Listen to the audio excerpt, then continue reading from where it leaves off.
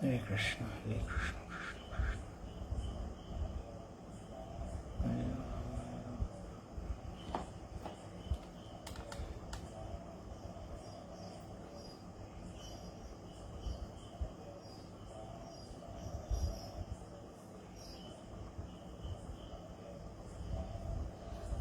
Hare Krishna, Hare Krishna, Krishna Krishna,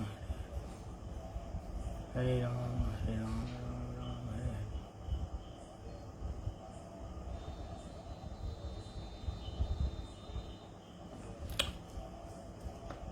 नमो विष्णुपादाय कृष्णपृष्ठाय भूतले श्रीमते भक्तिवेदांत स्वामिनिति नामिने नमस्ते सरस्वती देवी गौरवाणी प्रचारिणे निर्विशेष शून्यवादी पाश्चात्य देशधारिणे वाञ्छाकल्पतरुभ्यश्च कृपासिन्धुभ्यश्च पतितानां पावनेभ्यो वैष्णवेभ्यो नमो नमः।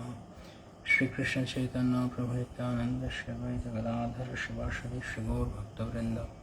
हरे कृष्णा कृष्ण कृष्ण हरे हरे, हरे राम राम राम हरे हरे। मुखं करोति वाचालं पङ्गुं लङ्घयति गिरिं यत्कृपातम् अहं वन्दे श्रीगुरुदिनतारिणं परमानन्दमाधवं श्रीचैतन्येश्वरं गुरवे गौरचन्द्राय।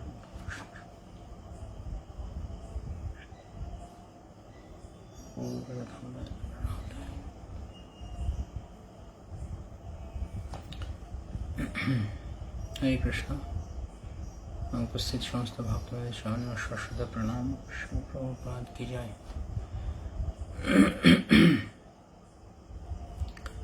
তো আমরা আবার অনেকদিন পর ফেসবুকে কিছু কথার সময় হলো, সময় পাওয়া গেল কিছু কথা করার জন্য। তো আমরা কিছুদিন আগে আমরা একটি ঘোষণা করেছিলাম ফেসবুকে, অর্থাৎ যদি কারো কোনো পারমার্থিক প্রশ্ন থাকে তাহলে তার ভিত্তিতে আমরা প্রশ্নের উত্তর নিয়ে আপনাদের অনেক প্রশ্ন আমরা পাই। বিশেষ করে আমাদের যে কোর্সগুলো রয়েছে সেই কোর্সগুলোতে ভক্তরা অনেক প্রশ্ন করেন এবং সেই প্রশ্ন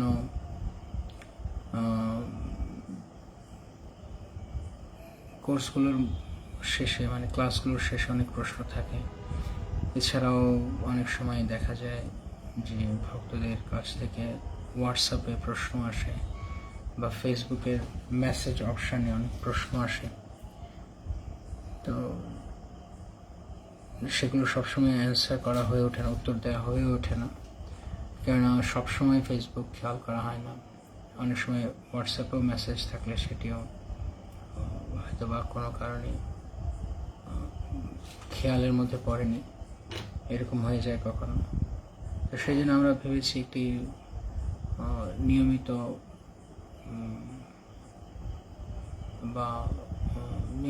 বলতে নির্দিষ্ট সময় পর পর হয়তো বা যখন সময় হবে, যখন সুযোগ হবে, সময় হবে এবং যখন ভক্তদের যথেষ্ট প্রশ্ন থাকবে যদি, তাহলে আমরা অনলাইনে এসে একবারে সব প্রশ্নগুলো আলোচনা করতে পারি। তো আপনাদেরকে সেই অ্যানাউন্সমেন্টে একটা লিঙ্ক দেওয়া হয়েছিল প্রশ্ন করার জন্য। সেখানে অনেক ভক্তরা প্রশ্ন করেছেন, প্রচুর পরিমাণ প্রশ্ন এসেছে।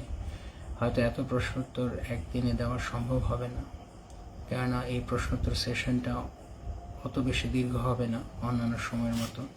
তাই জন্য আমরা চেষ্টা করব যে যতটা সম্ভব করা যায় যে কয়টা প্রশ্নোত্তর দেওয়া যায়। তো যে প্রশ্নগুলো এসছে ভক্তদের, সেখান থেকে আমি প্রশ্নগুলো দেখব, তার মধ্যে যে কয়টা উত্তর দেওয়া আজকে সম্ভব হয়। শ্রীল প্রভুপাদ ওনার গ্রন্থাবলীতে বা ওনার শিক্ষায় যেভাবে আমাদেরকে ব্রহ্মমাধ্য গৌরী গুরু পরম্পরার শিক্ষার নির্যাস তিনি আমাদেরকে দিয়েছেন, বুঝিয়ে গেছেন, আমাদের সর্বাত্মক প্রচেষ্টা থাকবে শ্রীল প্রভুপাদের এবং গুরুবর্গের শ্রীচরণ কমল স্মরণ করে তাদের শিক্ষার পদাঙ্ক অনুসরণ করে সেখান থেকে শ্রী গুরু বৈষ্ণবগণের করুণায় যতটুকু উপলব্ধি হয়েছে সেখান থেকে উত্তর দেওয়ার জন্য। তো হয়তোবা আমাদের আগেই বলে দিচ্ছি, এখানকার প্রশ্ন উত্তর এরকম নয় যে আপনি এখানে প্রশ্ন উত্তর কিছু পেয়েছেন মানে সেটি আপনার জন্য আপনার কাছে 100% আপনি কনভিন্সড হয়ে যাবেন, এমনটা নাও হতে পারে। কিন্তু যেহেতু ভক্তরা জিজ্ঞেস করেছেন, তাই আমাদের প্রত্যেকের জীবনে গুরু গৌরাঙ্গ বৈষ্ণবগণ তারা যেভাবে করুণা আশীর্বাদ করে তার ভিত্তিতে আমরা চেষ্টা করি ভক্তদেরকে সাহায্য করার জন্য। তো যদি সম্ভব হয়, যতটুকু আপনার সাহায্য হয় আমরা ততটুকু উত্তর দেওয়ার চেষ্টা করব। এছাড়াও যদি আপনার কোনো প্রশ্ন থাকে, আপনি মানে এই প্রশ্ন উত্তর যদি আপনার কাছে একদম আপনার কাছে মনে হয় যে ঠিক আপনার সমস্যার সমাধান হলো না, তাহলে আপনি অবশ্যই সবসময় অন্য কোথাও জিজ্ঞেস করতে পারেন, এটা আপনার ব্যাপার। বা যদি কারোর আমাদের এখানে যে উত্তর হবে সে উত্তর যদি কারোর যদি যথেষ্ট হয় তার পারমার্থিক সংশয়কে দূর করার জন্য, তাহলে আমরা সেটি প্রভুপাদ এবং গুরুবর্গের করুণা বলে মনে করব। তো অনেক প্রশ্ন রয়েছে, আর কথা না বাড়িয়ে আমরা প্রশ্নতে যাচ্ছি। তো প্রশ্নগুলো অনেক, তো আমি চেষ্টা করব যতটা সম্ভব উত্তরের দিকে যাওয়া যায়, এবং আমরা বলেও দেব কীভাবে আপনি পরবর্তীতে প্রশ্ন পাঠাবেন। একটা কথা বলিনি, এইখানকার যে চ্যাটে আপনারা কেউ মানে ফেসবুকের যে চ্যাট অপশানে, কমেন্ট অপশানে আপনারা কেউ এখন প্রশ্ন পাঠালে আমি প্রশ্ন উত্তর দিতে পারবো না, কারণ ইতিমধ্যে অনেক প্রশ্ন জমা হয়ে আছে। তো আপনাদেরকে বলা হচ্ছে, অনুরোধ করা হচ্ছে, যদি আপনাদের প্রশ্ন থাকে তাহলে সেখানে প্রশ্ন পাঠানোর আগের মেসেজে আমাদের ফেসবুক পেজে একটা পোস্ট শেয়ার করা আছে, ওখানে আপনি লিঙ্ক পাবেন, ওখানে গিয়ে আপনার প্রশ্ন সাবমিট করবেন। যখন যখন সময় হয় আমরা কোয়েশ্চেন আনসার সেশন করে সেখান থেকে উত্তর দেওয়ার চেষ্টা করব। কিন্তু এখন এইখানে কমেন্ট সেকশনে লিখলে আমি হয়তো সব প্রশ্ন দেখতেও পারবো না, উত্তর দিতে পারবো না। আর মূল কথা আমি দেখবো না এখন, কারণ অলরেডি এখানে অনেক প্রশ্ন আছে, তো সেগুলো আগে দেখব। আচ্ছা, এখানে প্রশ্ন অনেক রয়েছে, তার মধ্যে একটা প্রশ্ন হচ্ছে, একজন ভালো ভক্তের লক্ষণগুলো কি কি? বৈষ্ণবদের দোষ ধরা এবং নিন্দা করা, এটা থেকে কিভাবে বিরত থাকব? আমি এগুলো চাই না, তাও এগুলো কেন মাথায় চলে আসে? একজন ভালো ভক্তের লক্ষণ কি কি? প্রথম কথা হচ্ছে যে শ্রী চৈতন্য মহাপ্রভু তার শিক্ষাশ্রকে খুব সুন্দর এই প্রসঙ্গে বলে গেছেন, যা আমার কাছে মনে হয় যে সেটি যথেষ্ট ভালো ভক্তের উত্তর খোঁজার জন্য। এবং এই প্রসঙ্গে ভক্তিচারু স্বামী মহারাজ তিনিও তার একটি প্রবচনে বলেছিলেন, তোমরা যদি ভালো ভক্ত হতে চাও, মহারাজ বলেছিলেন, তোমরা যদি ভালো ভক্ত হতে চাও তাহলে শিক্ষাষ্টকের 3 নম্বর এবং 4 নম্বর শ্লোক সবসময় মনে রাখবে।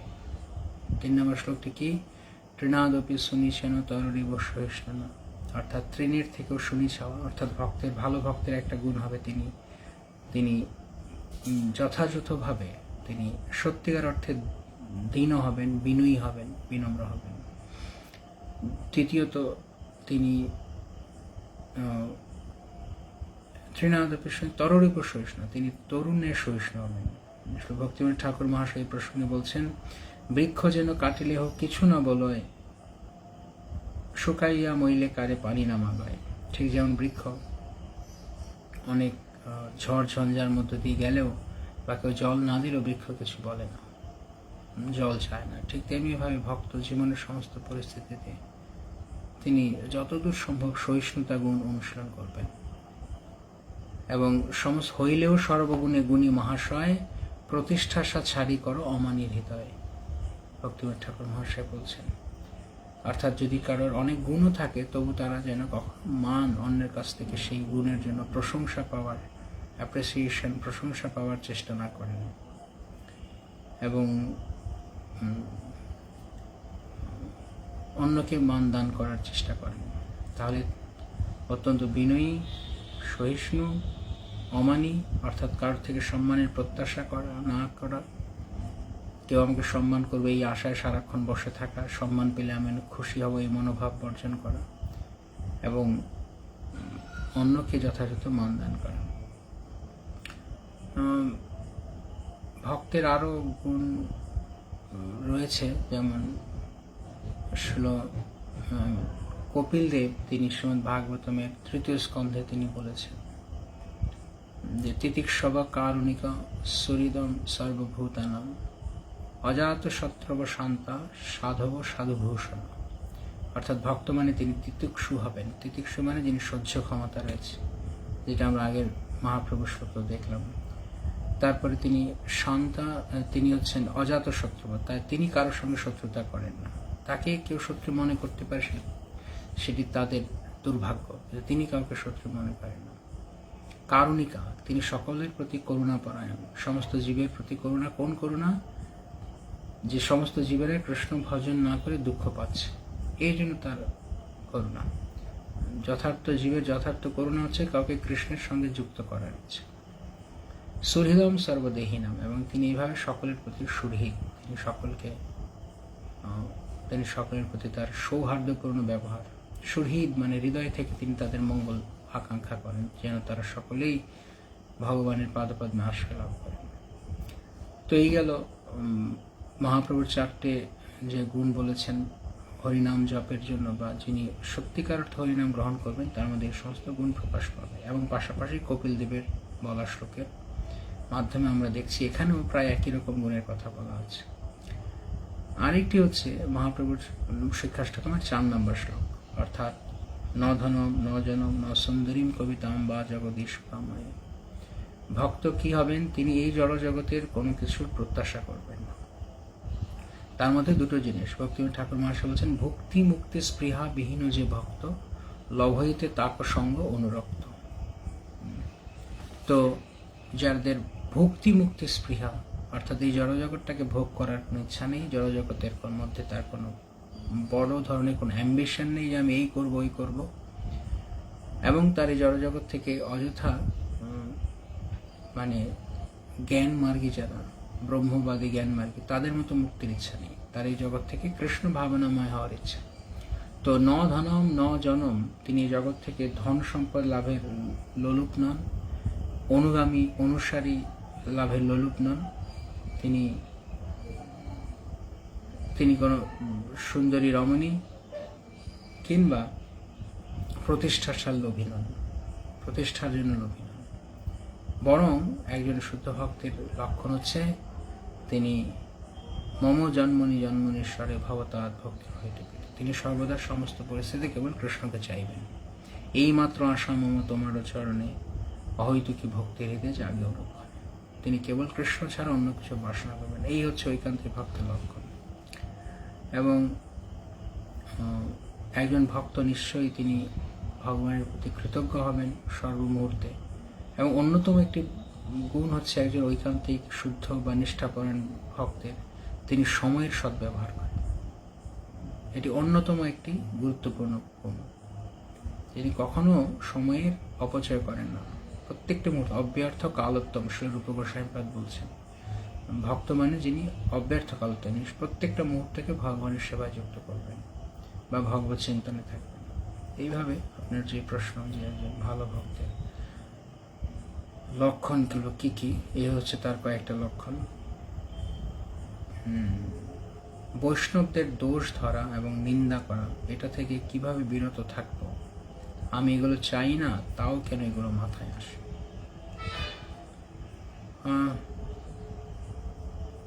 বৈষ্ণবদের দোষ ধরা বা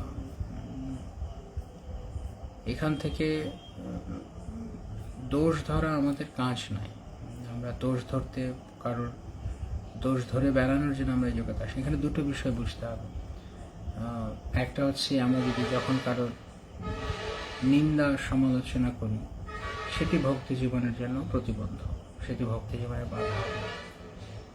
কিন্তু এখন কোনো একটা বিষয়ে কোথাও একটা সত্যি একটা একটা জেনুইন সমস্যা হয়েছে, একটা যথার্থ একটা কি বলা যায় যে বাস্তবিকই একটা সমস্যা হয়েছে, তো সেই সমস্যার বিষয়ে ভক্ত আলোচনা যদি করতে হয় তাহলে তখন করতে হবে। সেটিকে দোষ ধরা বলে না। দোষ ধরা হচ্ছে কারোর অনেক গুণ আছে, তার মধ্যে থেকে খুঁজে খুঁজে শুধু দোষগুলি দেখা, তো সেটি ভক্তির জন্য মোটেই অনুকূল নয়। আপনি লিখেছেন বৈষ্ণবদের দোষ ধরা এবং নিন্দা করা, এটা থেকে কিভাবে বিরত থাকবো? সিম্পল, না করুন, দোষ না ধরুন, তাদের নিন্দা না করুন। যারা যথার্থই বৈষ্ণব। প্রথমত আপনি যথার্থ বৈষ্ণবের সঙ্গে মেশার চেষ্টা করুন। দ্বিতীয়ত, যদি যথার্থ বৈষ্ণব হয় তাহলে তাদের দোষ ধরতে যাবেন কেন? যদি কেউ ভক্তের নামে অন্য কিছু করে বেড়ায় সেটা আলাদা কথা, কিন্তু তারপরেও সেটি আমরা যে বলে বলে বেড়াবো কোনো জায়গায় এমনটা নয়। আমার ভক্তি জীবনের জন্য যদি প্রতিবন্ধক হয় সেটি আমি গ্রহণ করব না, তাকে বা তার সঙ্গকে আমি এড়িয়ে চলবো। কিন্তু তা বলে আমি লোকের কাছে বলে বলে বেড়াবো যে তাহলে এরকম সঙ্গে থাকারই বা কি দরকার? এটা থেকে কীভাবে বিরত থাকবো? এটা করবেন না দয়া করে, আমরা যেন এটা না করি। অযথা কারোর সমালোচনা বা অযথা কোনো কারণ ছাড়া কারো নিন্দা করা, আমি এগুলো চাই না, তাও কেন এগুলো মাথায় আসে? এগুলো আমাদের বহুদিনের অনর্থ। যথার্থ এঙ্গেজমেন্ট নেই আমাদের, পরিপূর্ণভাবে আমরা এঙ্গেজড হচ্ছি না, যুক্ত হচ্ছি না ভগবানের সাথে। মাথা খালি থাকছে, বহু কিছু ভাবছি, তাই এসব মাথায় ঘুরছে, ঘুরঘুর করছে, আর আমরা এগুলো বলছি। আরেকটা হতে পারে সঙ্গের কারণে, এমন কোনো সঙ্গে আমরা মিশছি, চলছি, তারা এগুলো বলে আর আমরা এগুলোর দ্বারা অনুপ্রাণিত হচ্ছি বলতে। তাই সব সঙ্গ থেকে দূরে থাকুন, বর্জন করুন। পূর্ব অভ্যাস যদি থাকে সবসময় কারো নিন্দা সমালোচনা করা, তাহলে ভগবানের কাছে ঐকান্তিকভাবে প্রার্থনা করুন যে দয়া করে আমাকে এই ত্রুটি থেকে মুক্ত করো প্রভু। আর সবসময় এঙ্গেজ থাকুন ভগবানের কথায়, সেবায়, ভগবানের কীর্তনে, জপে ইত্যাদিতে এঙ্গেজ থাকুন। তাহলে কারো কোনো কিছু নেই বলার। যাদের সেটা বলার বা দেখার দায়িত্ব তারা দেখুক বা বলুক, সবার সেটা বলার কথা বা দেখার দায়িত্ব। ওকে,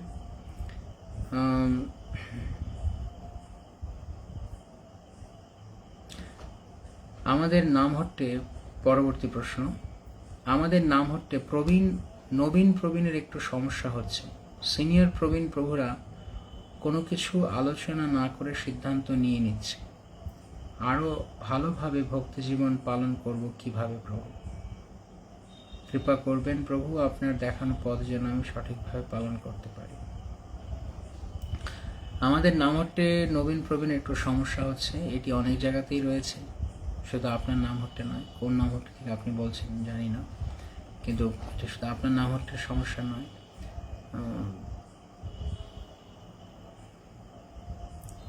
এটি প্রায় অনেক জায়গাতেই রয়েছে। তো সিনিয়র প্রবীণ প্রভুরা কোনো আলোচনা না করে সিদ্ধান্ত নিয়ে নিচ্ছে। সবসময় সবকিছু আলোচনা করবে সিনিয়ররা, করতেই হবে এমন নয়, তবে অধিকাংশ ক্ষেত্রেই করা উচিত। নবীনদের সঙ্গে আলোচনা করে সিদ্ধান্ত নেওয়া উচিত। সিদ্ধান্ত নেওয়ার ক্ষেত্রে দেখুন, যাদেরকে দায়িত্ব দেওয়া হয়েছে তারা সেই দায়িত্ব পালন করবেন। যারা সিদ্ধান্ত গ্রহণ করার জায়গায় তারা সিদ্ধান্ত গ্রহণ করবে। এবার আলোচনাটা সবার সাথে করা যায়, তাতে কোনো অসুবিধা নেই, কিন্তু নবীনদেরও এটা বোঝা উচিত যে কেবল আলোচনা করলেই আমরা যা বলছি সেই কথাটি সবসময় মানবে, এমনটা নাও হতে পারে।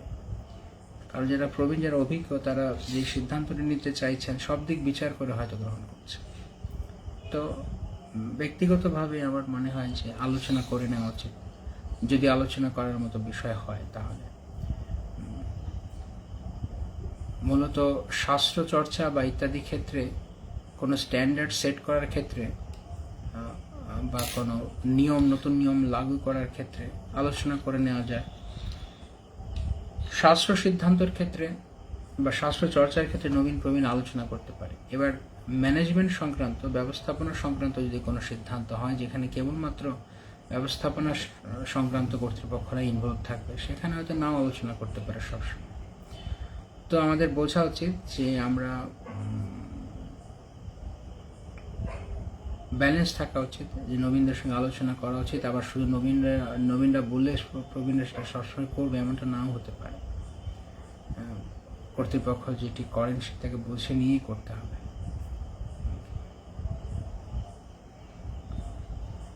আরো ভালোভাবে ভক্তি জীবন পালন করব কিভাবে? দেখুন, আপনার প্রশ্ন, আপনি লিখছেন নবীন প্রবীণের সমস্যা হচ্ছে, সিনিয়র প্রবীণ প্রভুরা কোনো কিছু আলোচনা না করে সিদ্ধান্ত নিচ্ছে। আরো ভালোভাবে ভক্তি জীবন পালন করব কিভাবে প্রভু? এটি কি দুটো কি একই প্রশ্ন না আলাদা প্রশ্ন? বুঝতে পারিনি। তো যারা এরপরেও ভবিষ্যতে প্রশ্ন করবেন, দয়া করে দুটো আলাদা প্রশ্ন হলে নাম্বার দিয়ে প্রশ্ন করবেন, 1 নম্বর 2 নম্বর দিয়ে। দুটো নয়তো একসঙ্গে থাকলে বুঝতে পারবেন এর সঙ্গে এর কোনো লিঙ্ক আছে কিনা। আপনার প্রশ্নটা এখন পড়ে মনে হচ্ছে লিঙ্ক রয়েছে, মানে একই প্রশ্ন মনে হচ্ছে। তো সিনিয়র প্রবীণ প্রভুরা যদি নবীনদের কিছু না বলে সিদ্ধান্ত নিয়ে নিচ্ছে, তার সঙ্গে ভালোভাবে ভক্তি জীবন পালন করার কি সম্পর্ক আমি এখন বুঝতে পারছি না। তারা কি সিদ্ধান্ত নিচ্ছে, হয়তো এটা করতে বলছে ওটা করতে বলছে এরকম। তারা তো নিশ্চয় বলবে না যে না তুমি কাল থেকে জব করবে না, বা জব কম করো, আমাদের সঙ্গে সেবা করো, আর কিছু জব কম করলে হবে, 16 মালা করার দরকার নেই। এরকম কথা ওনারা বলতে পারেন না ইসকনের কোনো কর্তৃপক্ষ, কারণ প্রতিষ্ঠাতা আছে হচ্ছে দেয়া বিধান। আরো ভালোভাবে ভক্তি জীবন পালন করা মানে কি? শ্রবণ কীর্তন। আপনার শ্রবণ কীর্তন বাড়ান, আপনি শ্রবণের কোয়ালিটি বাড়ান, যা শুনছেন তা সঠিক কথা শুনছেন কিনা, গভীর মনোযোগ সহকারে শুনছেন কিনা সেইগুলো দেখুন। আপনার জপের সময়ে জপ আপনি মনোযোগ সহকারে করছেন কিনা, এই তো ভক্তি জীবন ভালো করে করা। শ্রবণ কীর্তনের উপরে জোর দেওয়া হচ্ছে ভক্তি জীবন ভালো করে করা। এখন এর সঙ্গে যদি আপনি পূর্বের বিষয়টা একসঙ্গে জুড়ে দেন, যে সিনিয়ররা নবীনদের সঙ্গে কথা না বলে সিদ্ধান্ত নিচ্ছেন, আমার মনে এর সাথে ভক্তি জীবনের ভালো করে করার সম্পর্ক অতটা জোরালো নয়। ঠিক আছে, সবসময় ভক্তিতে অবিচল থাকবো কিভাবে? ইচ্ছে হয়, পরবর্তী প্রশ্ন, সবসময় ভক্তিতে অবিচল থাকবো কিভাবে? ইচ্ছে হয়, কিন্তু হাফ অ্যান আওয়ার এর বেশি বই পড়া হয় না। কিভাবে 2 ঘন্টা বই পড়বই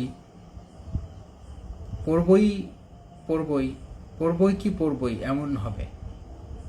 কিভাবে ভালো হরিনাম করা যায়? সবসময় বিনম্র থাকার উপায়।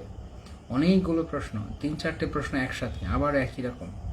দয়া করে আবার বলছে, যদি আপনারা প্রশ্ন করছেন, ভবিষ্যতে যারা করবেন, নাম্বার দিয়ে প্রশ্ন করবেন, 1 নম্বর, 2 নম্বর, 3 নম্বর। তো সবটা গুলে গিয়ে একটা প্রশ্ন মনে হচ্ছে, অথচ একটা প্রশ্ন নয়, বিভিন্ন প্রশ্ন করেছেন।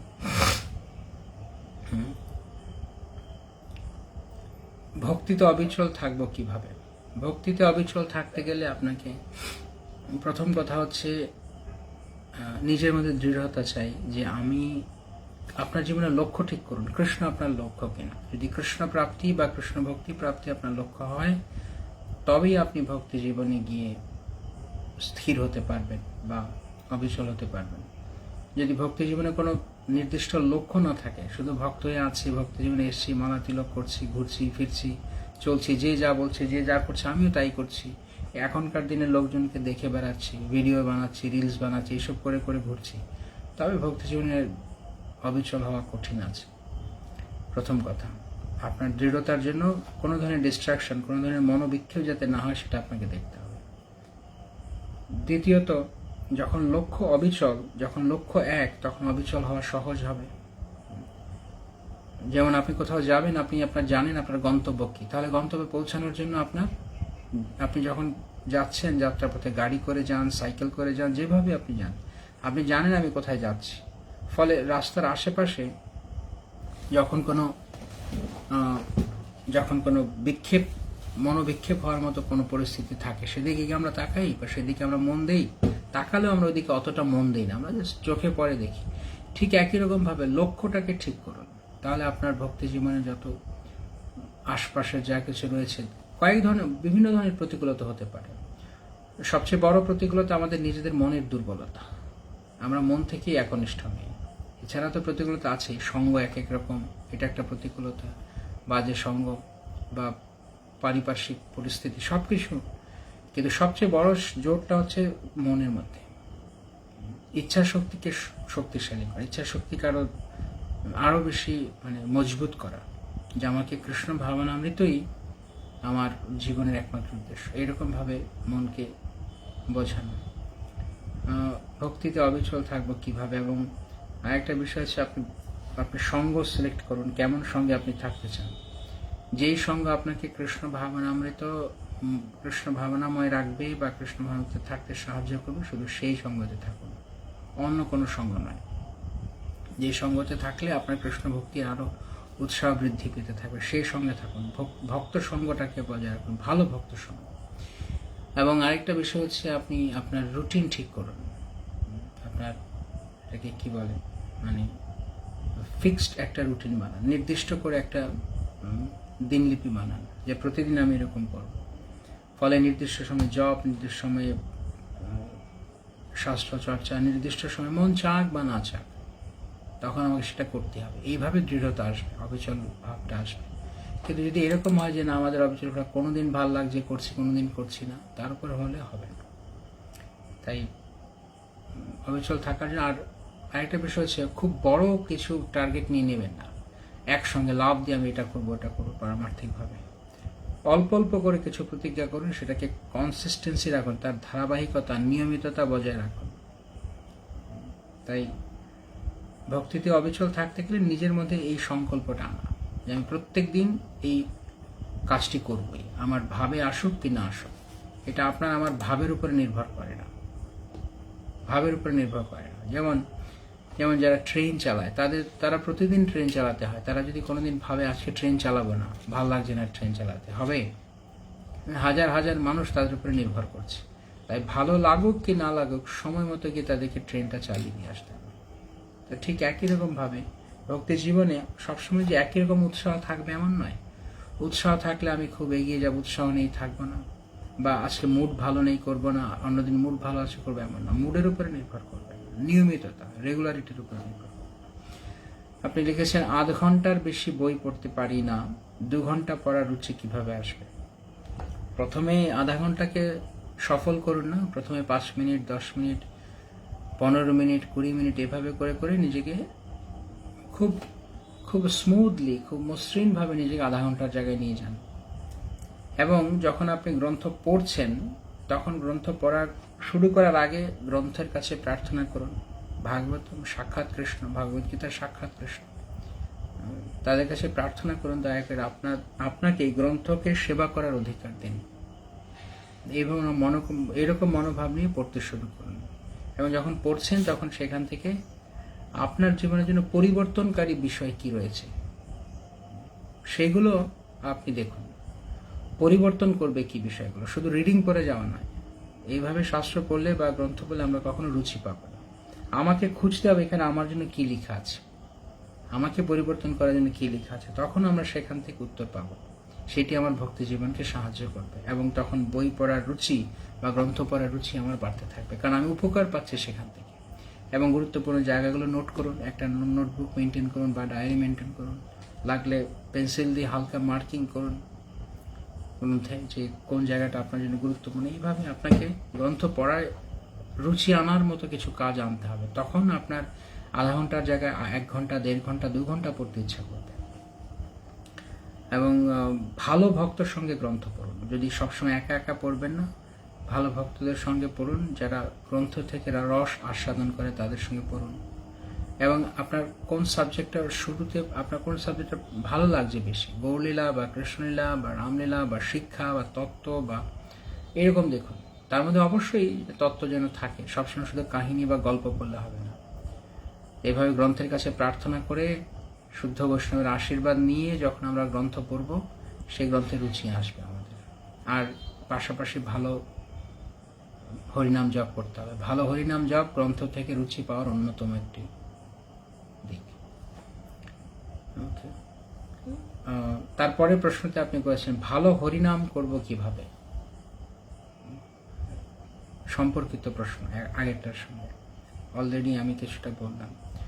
তো প্রথম কথা হচ্ছে ভালো ভক্ত সঙ্গ যদি ভালো হরিনাম যদি আমি করতে চাই, তাহলে ভালো হরিনাম কাকে বলে সেটা বুঝতে হবে। ভালো হরিনাম করা মানে শুদ্ধ হরিনাম করা। শুদ্ধ হরিনাম মানে কোন রকম জড় অভিলাষ নিয়ে হরিনাম না করা, নাম অপরাধ থেকে মুক্ত হয়ে জড় অভিলাষ থেকে মুক্ত হয়ে হরিনাম করা। তো এখন এই মুহূর্তে আমরা সেই পর্যায়ে নেই যে একদম সমস্ত জড় অভিলাষ এখন এই মুহূর্তে দূর হয়ে যাচ্ছে, চাওয়া মাত্র হয়ে যাচ্ছে। ইচ্ছা করতে পারি, তার মানে যে সঙ্গে সঙ্গে চলে যাবে এমন তো না। তাই আমরা প্রথমে কি করতে পারি, আমরা প্রথমে মনোযোগ সহকারে হরিনাম করতে পারি, তারপরে শুদ্ধ হরিনাম আসবে। আর মনোযোগ সহকারে হরিনামের জন্য প্রথমে যেটা চাই সেটা হচ্ছে হরিনামের প্রতি, কৃষ্ণ নামের প্রতি বিশ্বাস। কৃষ্ণ এবং কৃষ্ণ নাম অভিন্ন, এই বিশ্বাস চাই প্রথমে। এটা যদি না থাকে তাহলে হরিনাম কিভাবে করবো আমরা? কেন আমরা হরিনাম করবো যদি হরিনাম আর কৃষ্ণ অভিন্ন না হয়? তাই প্রথমে বিশ্বাস থাকা চাই যে কৃষ্ণ নাম আমি গ্রহণ করতে যাচ্ছি, আমি জপমালায় হাত দিতে যাচ্ছি, অথবা এমনিতে আমি হরিনাম করছি, মানে আমি কৃষ্ণকে উচ্চারণ করছি, কৃষ্ণ আমার সঙ্গে রয়েছে। এরকম শ্রদ্ধালু হন। বিশ্বাস মানে শ্রদ্ধা মানে বিশ্বাস হোক যে নাম এবং নাম প্রভু এক। এবং যেটা বলছিলাম অ্যাটেন্টিভ, খুব মনোযোগ সহকারে জপ করা, জপের সময় আলাদা আলাদা করে উচ্চারণ করা, হরে কৃষ্ণ কৃষ্ণ কৃষ্ণ হরে হরে, হরে রাম রাম রাম হরে হরে, হরে কৃষ্ণ কৃষ্ণ কৃষ্ণ হরে হরে, হরে রাম রাম রাম হরে। প্রত্যেকটা শব্দ শুনে শুনে আপনি জপ করবেন। তখন নামের প্রভাবে, হরে কৃষ্ণ মহামন্ত্রের প্রভাবে নামের প্রতি রুচি আরো বাড়তে থাকবে, কলুষ দূর হবে, অনর্থ দূর হবে, নামের প্রতি রুচি বাড়তে থাকবে। ফলে যত দিন যাবে আপনি কখনো ক্লান্ত হবেন না হরিনাম করতে করতে। এইভাবে আপনি জপে আমরা মনোযোগ হতে পারি। এবং আরেকটা বিষয় হচ্ছে, অনেকগুলো বিষয় রয়েছে হরিনামের ক্ষেত্রে। এ বিষয়ে আপনারা যদি কেউ চান, আমাদের বৈকুণ্ঠ গুণানুবর্ণন যে ইউটিউব পেজ রয়েছে, ইউটিউব চ্যানেল রয়েছে, সেখানে হরিনাম জপ সম্পর্কে কিছু গুরুত্বপূর্ণ কথা রয়েছে। 4-5টা ভিডিও ওখানে আছে, ওখান থেকে দেখতে পারেন নামের ক্ষেত্রে। আচ্ছা, তো আরেকটা বিষয় হচ্ছে হরিনাম জপের সময় কথা মনে রাখার, তড়িঘড়ি করে শেষ করব, কোনো রকম উঠে যাব, এই মনোভাব বাদ দেওয়া। জপ করতে বসেছি তো জপ করতে বসেছি, যতক্ষণ আমি যদি তাই একটা না অনেক বেশি মালার যদি টার্গেট না নেন, যদি টার্গেট নেন হয়তো নাও হতে পারে, তাই যদি 4 মালা 6 মালারও টার্গেট নেন, এই নেক্সট আধা ঘন্টা আমি হরিনামে ফোকাস করব। তারপরে ভাবুন আমি এখন এই গুটিতে এই মালায় ফোকাস করব, তারপরে ভাবুন এই গুটিতে আমি ফোকাস করব, একটা করে। যদি আপনি ভাবেন আমি সামনের 8 মালা পূর্ণ মনোযোগ দিয়ে করব, দেখবেন আপনি হবেন। কিন্তু আপনি যদি ঠিক করেন এই মালাটা আমি মনোযোগ দিয়ে করবো, বা সামনের 3টে গুটে আমি মনোযোগ দিয়ে করবো, পারবেন, সেটা সম্ভব হবে। এইভাবে আমরা জপের ক্ষেত্রে আরো অনেক কিছু হতে পারে, আপাতত এগুলোই বলছি, যেহেতু অনেক প্রশ্ন, আমি চেষ্টা করছি প্রশ্নগুলো যাওয়ার জন্য এক এক করে। যারা এখন এখানে ফেসবুকে যারা প্রশ্ন দিচ্ছেন, আমি শুরুতেই বলে নিচ্ছি ক্লাসের এই সেশনের শুরুতে, এখানে কোনো প্রশ্ন উত্তর আজকে যেগুলো করবেন সেগুলো এখানে আমরা দেব না, কারণ এখানে অনেক প্রশ্ন আমার হাতে অলরেডি এসে আছে। আমরা ফেসবুকে যে অ্যানাউন্স করেছিলাম, ঘোষণা করেছিলাম, সেই অনুযায়ী যারা যারা প্রশ্ন জমা দিয়েছেন, এখানে এটা মাথায় রাখতে হবে, আপনারা যদি এখানে এসে প্রশ্ন করেন তাহলে ইনস্ট্যান্ট প্রশ্ন করলে ইনস্ট্যান্ট ওদিন উত্তর হবে না, কারণ ইতিমধ্যে অনেক প্রশ্ন পেছনে ব্যাকলগ আছে, তো সেগুলো শেষ হবে তারপরে আপনাদের প্রশ্ন। তাই এখানে প্রশ্ন না দিয়ে আপনি যদি সত্যি আপনার প্রশ্ন উত্তর চান, তাহলে www.gaurbani.institute.com ওখানে গেলে আপনি ওখান থেকে প্রশ্ন করার জন্য আস্ক ইউর কোয়েশ্চেন বলে অপশন থাকবে, ওখানে আপনি প্রশ্ন করতে পারেন। তাই আমাদের ফেসবুক পেজে যদি আপনি স্ক্রল করেন, একটু নিচে গেলে দেখবেন ওখানে অ্যানাউন্সমেন্ট আছে, পোস্ট শেয়ার করা আছে যে আপনার প্রশ্ন কি, এখানে জমা দিন। তারপরে নেক্সট যেদিন প্রশ্নোত্তর সেশন হবে সেদিন আপনার প্রশ্ন এখন যেগুলো করছেন সেগুলো ওখানে বলা হবে, নয়তো আগের প্রশ্নগুলো উত্তর দিতে হবে এখন। হরে কৃষ্ণ, ক্ষমা করবেন যারা এখন প্রশ্ন করছেন, ওখানে প্রশ্ন জমা দিয়ে রাখুন, আমরা নেক্সট দিন আলোচনা করব। তারপরে প্রশ্ন করেছেন সবসময় বিনম্র থাকার উপায় কি। সবসময় বিনম্র থাকতে গেলে নিজের ক্ষুদ্রত্বকে অনুভব করতে হবে, কৃষ্ণ কত মহান সেটি অনুভব করতে হবে, সেটি উপলব্ধি করতে হবে। কৃষ্ণ গ্রন্থ পড়ে, শ্রীমদ্ ভাগবত গীতা, ভাগবতম, শ্রী চৈতন্য চরিতামৃত ইত্যাদি ইত্যাদি গ্রন্থের মাধ্যমে আগে কৃষ্ণের মহানতা অনুভব করুন, তখন নিজের ক্ষুদ্রত্ব অনুভব হবে। তাই কেউ জোর করে এটি করে দিতে পারবে না, এটি জোর করে করিয়ে দিতে পারবে না। আপনাকে বিনম্র থাকার জন্য কৃষ্ণের মহানতা অনুভব করুন, আর করলেই আপনি তখন নিজের ক্ষুদ্রত্ব অনুভব করতে পারবেন। এবং ভগবান তো প্রতিদিনই কৃপা করছেন, আমরা ভগবানের দয়ায়, আমরা কি দয়া ছাড়া আমরা কিছুই করতে পারছি না। এখন আমি কথা বলছি এখানে, কৃষ্ণ না চাইলে উনি পরমাত্মা রূপে আছেন, যদি উনি বেরিয়ে যান তাহলে এখন এখানেই দেহ শেষ হয়ে যাবে, আমরা হাত নাড়াতে পারবো না, মুখ নাড়াতে পারবো না, কিছু না, সমস্ত শক্তি তার কাছ থেকে আসছে। তাহলে যখন সবকিছু তার কাছ থেকেই এসছে, আমরা যেমনকি প্রসাদ পাচ্ছি, সে প্রসাদটা হজম হচ্ছে তার করুণায়। কৃষ্ণ ভগবদ গীতায় 15 অধ্যায় সেই কথাই বলছেন যে তিনি জঠরাগ্নি রূপে আমাদের উদরে রয়েছে। তো কৃষ্ণ সবকিছু করাচ্ছেন, শাকসবজির ফলন কৃষ্ণ করাচ্ছেন, রন্ধনের আগুন কৃষ্ণ দিচ্ছেন, এই দেহটিও কৃষ্ণ দিয়েছেন যার দ্বারা অন্ন গ্রহণ করছি, এবং ভেতরে পাচন প্রক্রিয়াও কৃষ্ণ করাচ্ছেন। তাহলে বিনম্র না হয়ে ছাড়া উপায় কি আছে? সবকিছু তো কৃষ্ণ করাচ্ছেন, আমাদের তো কোনো কিছু নেই। এই কথাগুলো মনে রাখুন, সবকিছু গুরু কৃষ্ণের কৃপায় পেয়েছে, সেটা যেন মনে থাকে। ওকে, হরে কৃষ্ণ। এর পরের প্রশ্ন, ওয়েন আই সে, এটা নয়, এটা প্রশ্ন নয়। আমার অফিসে কাজের ফাঁকে, পরবর্তী প্রশ্ন, আমার অফিসে কাজের ফাঁকে আমি কিভাবে ভগবানকে সবসময় স্মরণ করতে পারি? খুব চমৎকার প্রশ্ন, খুবই ঐকান্তিক কোনো ভক্তের প্রশ্ন লাগছে। তো সবসময় কৃষ্ণকে স্মরণ করা ভগবদ্গীতায় কৃষ্ণ বলেছেন 8.7, অষ্টম অধ্যায় 7 নম্বর শ্লোকে, তস্মাৎ সর্বেষু কালেষু মাম অনুস্মর যুদ্ধ চ ময়্যার্পিত মনে বুদ্ধি মামি বৈশ্যস্য সংশয়। অতএব হে অর্জুন, সর্বদা আমার কথা চিন্তা করো এবং যুদ্ধ করো। এখন কেউ ভাবতে পারেন কৃষ্ণকে চিন্তা করবো না যুদ্ধ করব, কোনটা করব?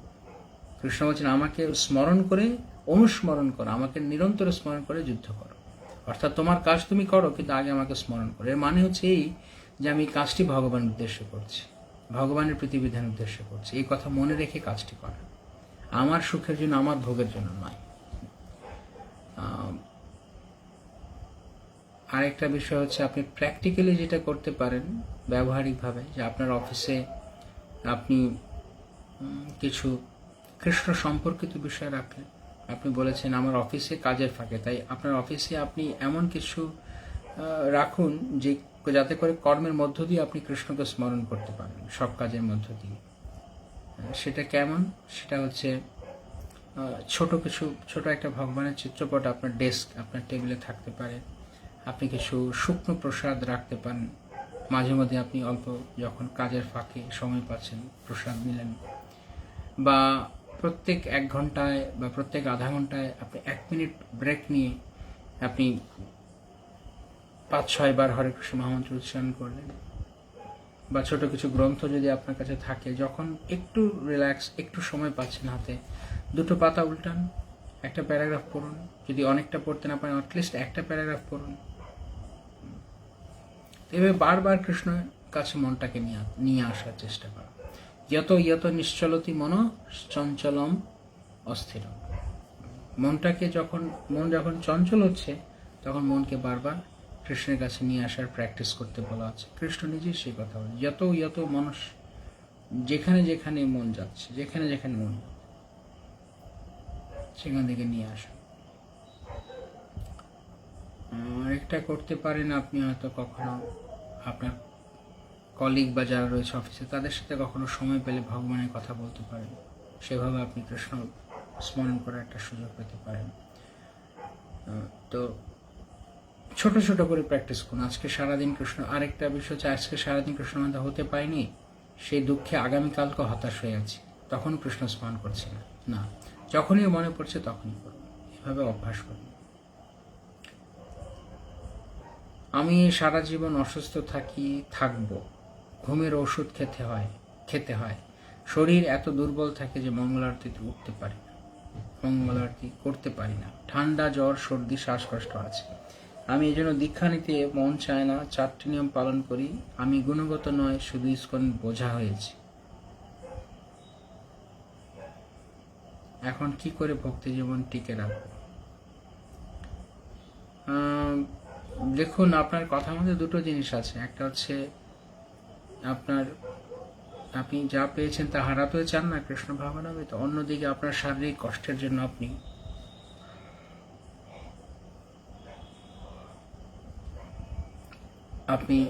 এগোতে পারছেন না, কিন্তু আপনার আন্তরিক আকাঙ্ক্ষা আছে।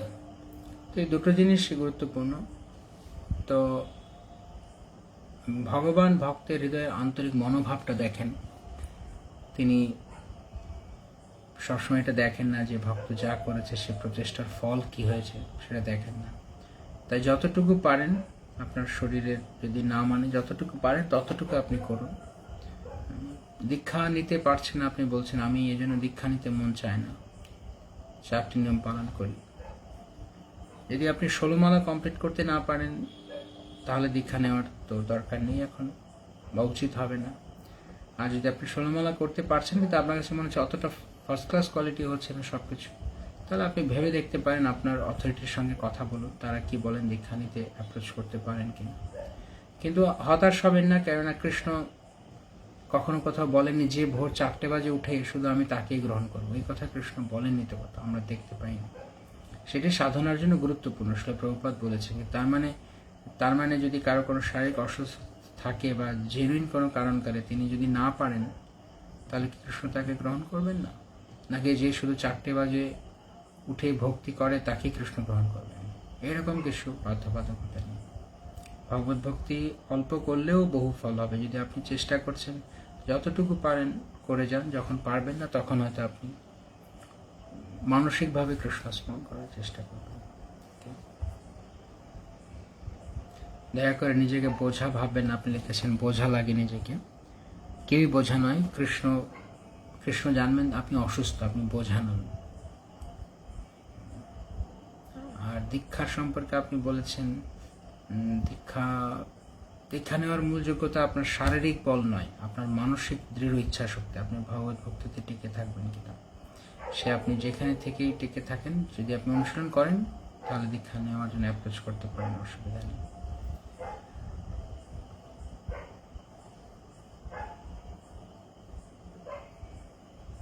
আমার একটা প্রশ্ন ছিল যে ভক্তি জীবন অনেকদিন এসেছি, প্রায় 3 বছর হয়ে গেল, আমি সম্পূর্ণ নিরামিষ খাই, কিন্তু আমার বাড়ির কেউ ভক্ত নয়, তো আমি এখন কি তুলসীমালা নিতে পারি?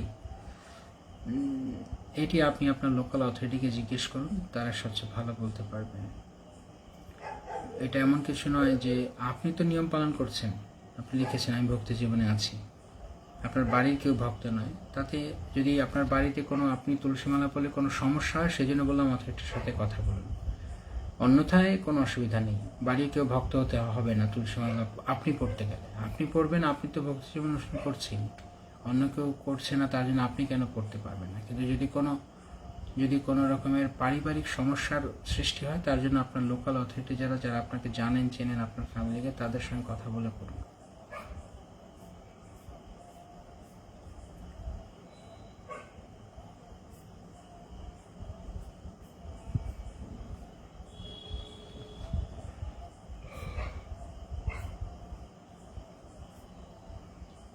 মন্দিরে টাকা, নেক্সট প্রশ্ন, মন্দিরে টাকা নিয়ে স্বচ্ছ জবাবদিহিতা না থাকলে কি করণীয়?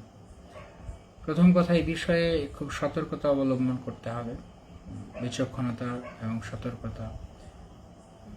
কেননা একদিক থেকে মন্দিরের অর্থ অন্য জায়গায় ব্যবহার না হোক, সেটা উচিত দেখা। আবার অন্যদিকে আমরা যেন ভুলভাবে অন্য কাউকে ভুল না ভেবে বসে। তাই প্রথমে সত্যতা যাচাই করুন, অনুমান করে না, সত্যতা দেখুন যে নিশ্চয়ই দুর্নীতি হচ্ছে, এসব না ভেবে আগে খোঁজ নিয়ে দেখুন, বা বিনয়ের সাথে জিজ্ঞেস করুন যে কেন টাকার হিসাব এরকমভাবে ভগবানের কাছে দিলে তো ভালো হতো, কেন এরকমভাবে মন্দিরে হচ্ছে না।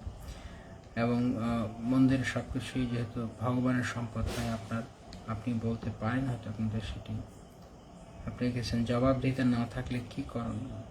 জবাবদিহিতা, আপনি কি জবাবদিহিতা নেওয়ার কর্তৃপক্ষের মধ্যে পড়েন? তাহলে আপনার চিন্তা যে না হয়, তাহলে সেটা নিয়ে এত কিছু ভাবার দরকার নেই। কৃষ্ণ সময় মতো তাকে অপসারণ করে, যদি কৃষ্ণ না চান সেই সেবা উনি থাকতে পারবেন না, যদি স্বচ্ছতা না থাকে। আর যদি কৃষ্ণ চান, তাহলে কেবলমাত্র সেখান থেকে উত্তর আসতে পারে, জবাবদিহিতা আসতে পারে।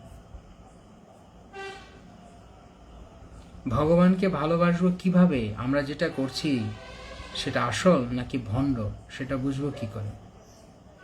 কি করে বুঝবো ভগবানকে ভালোবাসছি কিনা? খুব সুন্দর কথা। আপনি কি করে বোঝেন কাউকে ভালোবাসেন কিনা?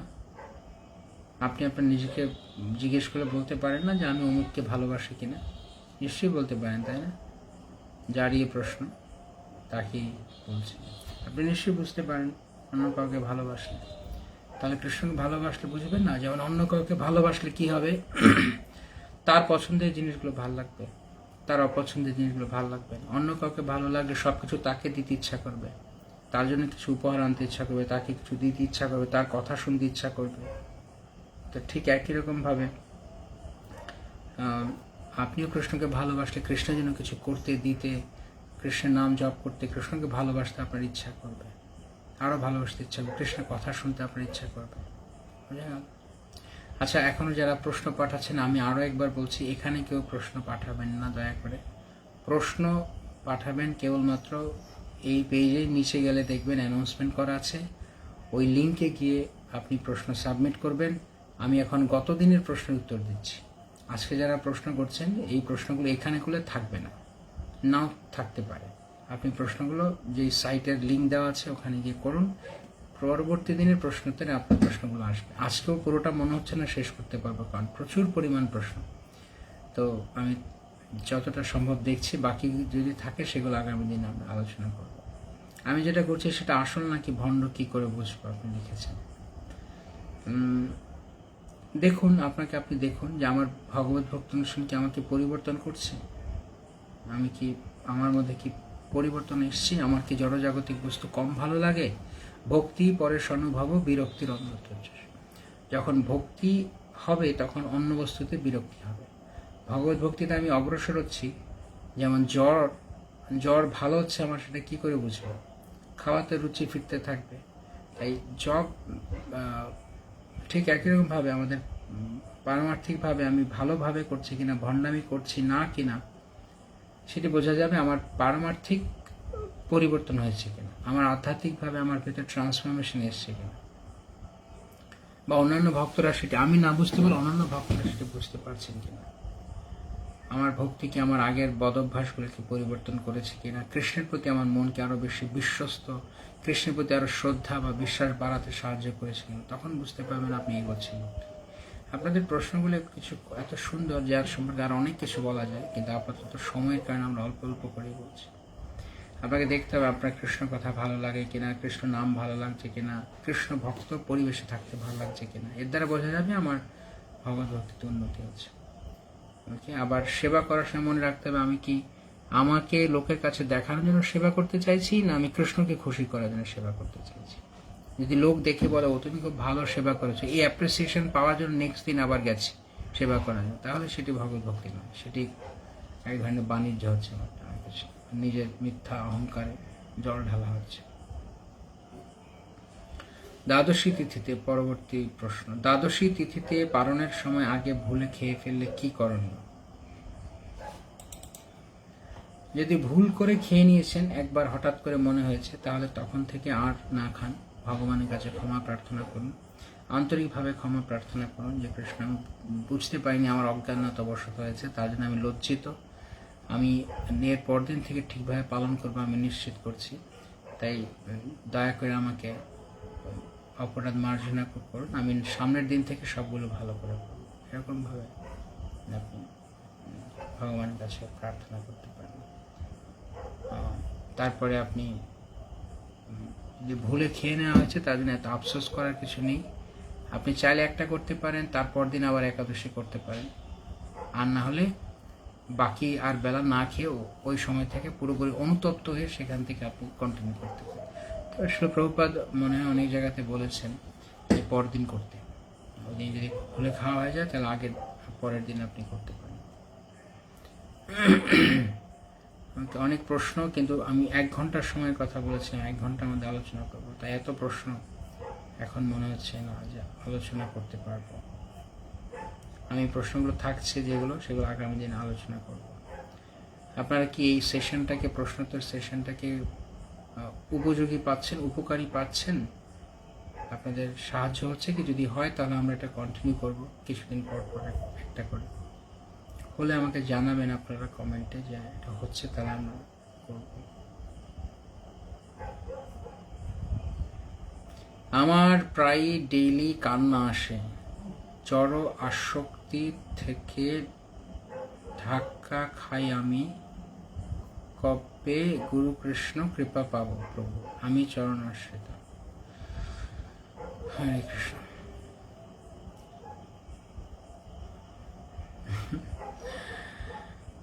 প্রায় কান্না আসে, জড় আসক্তি থেকে ধাক্কা খাই, তাহলে মনে হচ্ছে আরো ধাক্কা খেতে হবে, অল্প ধাক্কায় হয়তো হচ্ছে না। কৃষ্ণ হয়তো সেরকম ব্যবস্থা করতে পারেন। যতটুকুই যেরকম আপনার হৃদয়ের কান্না আসে, যদি কথা ভেবে আমি উপযোগ করতে পারছি না, জীবনটাকে ইউটিলাইজ করতে পারছি না, তাহলে সেটা ভালো লক্ষণ। ধরে রাখুন, গুরু এবং বৈষ্ণবদের কাছে আরো বিনম্রভাবে ভক্তি জীবনের সূক্ষ্ম সূক্ষ্ম বিষয়গুলোকে পালন করুন। একেবারে ছেড়ে দেবেন না, হাল ছেড়ে দেবেন না। জড় আসক্তি যাচ্ছে না তো কি ছেড়ে দেবো সব? জড় আসক্তি থাকলেও আমাদের প্র্যাকটিস করে যেতে হবে, আর আশা করতে হবে, প্রার্থনা করতে হবে, চেষ্টা করতে হবে যেন জড় আসক্তিটা চলে যায়। কিন্তু হতাশ হয়ে কান্না করার কিছু নেই। যদি কেউ জিজ্ঞাসা করেন শিল প্রভুপাদ কোন উপাধি লাভ করেছেন, তাহলে সেটি কি ভক্তি বেদান্ত না কৃষ্ণ কৃপার শ্রীমূর্তি, নাকি উভয়ই? ভক্তি বেদান্ত শিল প্রভুপাদকে উপাধি দিয়েছেন ওনার গুরু ভাইয়েরা। যখন প্রভুপাদ ওনার গুরু ভাইয়ের সম্পর্কে চমৎকার লিখতেন এবং back to God and magazine article লিখতেন, তখন তার সন্ন্যাসনের আগেই তার গুরু ভাইয়েরা তাকে এই ভক্তি বেদান্ত উপাধি ভূষিত করেছেন। আর এটা বলছেন কি কৃষ্ণ কৃপার শ্রীমূর্তি। কৃষ্ণ কৃপার শ্রীমূর্তি শিল প্রভুপাদ তার গুরু মহারাজের জন্য বলতেন বা ভাবতেন, হিজ ডিভাইন গ্রেস। আর আমাদের ভক্তরাও শিল প্রভুপাদকে, মানে আমাদের শিল প্রভুপাদ প্রতিষ্ঠাতা আচার্য শিল প্রভুপাদকে সম্মান জানার জন্য তারাও এই উপাধি দেন বা বলেন। মূলত যারা মহাভাগবত তাদের উপাধি মানায়, তাতে কোনো অসুবিধা নেই। তো এটি প্রভুপাদের নিজের নামের সাথে লাগানো উপাধি নয়। এটা ভক্তরা শাস্ত্র থেকে দেখেছে যে কোন ধরনের উপাধি শিল প্রভুপাদের জন্য প্রযোজ্য হয়, তখন তারা সেটা করেছে। ওকে, লাস্ট কোয়েশ্চেন। অনেক প্রশ্ন রয়েছে। আমি এই প্রশ্নগুলো আমাকে আগামী দিন আলোচনায় আসতে হবে। একটা গুরুত্বপূর্ণ প্রশ্ন শিক্ষাগুরুর ব্যাপারে। আমাকে ভক্তি জীবনে আসতে যে শিক্ষাগুরু আমার উপর কৃপা করেছিলেন, তার সমস্যার কথা শুনে তার প্রতি শ্রদ্ধা কমে গিয়েছে। এই মুহূর্তে তার প্রতি আমার আচরণ কেমন আছে? এই প্রশ্ন অনেক সময় লাগবে, আমরা আগামী দিন এটি অ্যান্সার করব। প্রভু প্রণাম। ভক্তরা কি মুড়ি খেতে পারে? আমার প্রশ্ন, অন্ন সেদ্ধ করে রান্না হয় এবং মুড়ি ভাজা হয়, তাহলে পার্থক্য কি? দেখুন, দয়া করে এখানে আপনারা প্রশ্ন করার সময় একটা কথা মাথায় রাখবেন। পারমার্থিক প্রশ্ন করুন। ভক্তি জীবনে কৃষ্ণের প্রতি বিশ্বাস দৃঢ় করার জন্য যা লাগে সেগুলো বলুন। মুড়ি খাবেন না চিড়া খাবেন না ডাল খাবেন না অভিসন্ন খাবেন না অন্ন খাবেন, এই করে জিজ্ঞেস করার জন্য এখানে করে কি লাভ? সেটি আপনি আপনার স্থানীয় কর্তৃপক্ষকে জিজ্ঞেস করুন, সম্পর্কে আমি জানি না।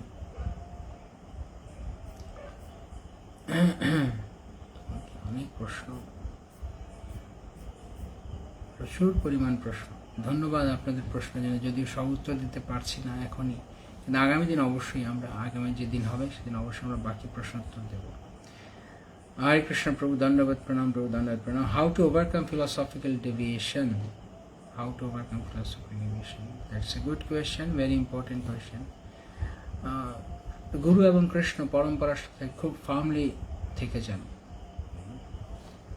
তাদের কথা শুনুন, তারা কি বলছেন। এখান থেকে ওখান থেকে কথা শুনবেন না, এ যা বলছে ও যা বলছে এগুলো শুনবেন না। গুরু কৃষ্ণ আসলে প্রভুপাদ যা বলছেন সেটিকে আমরা গ্রহণ করছি। সবার কথা শুনলে হবে না। এবং যে কোনো কিছু আমরা করছি তখন শাস্ত্রকে প্রমাণ নিয়ে আমাদের করতে হবে, তখন আমাদের ফিলোসফিক্যাল ডেভিয়েশনের সম্ভাবনা কম। আর ফিলোসফিক্যাল ডেভিয়েশন খুব কঠিন, খুবই শক্তিশালী, তাই এমনকি অন্য কোনো ডেভিয়েশনের থেকে মারাত্মক। তাই জন্য সবসময় শাস্ত্রকে তস্মাৎ শাস্ত্র প্রমাণম কার্য ব্যবস্থিত, শাস্ত্রকে প্রমাণ হিসেবে রেখে কার্য অকার্য ঠিক করো। তাহলে আমরা যে শাস্ত্র অনুযায়ী জীবনযাপন করে সেই প্রকৃতপক্ষে যে দার্শনিক বিচ্ছুতিগুলো ওভারলুক করতে পারে বা সেগুলো তাকে প্রভাবিত করে।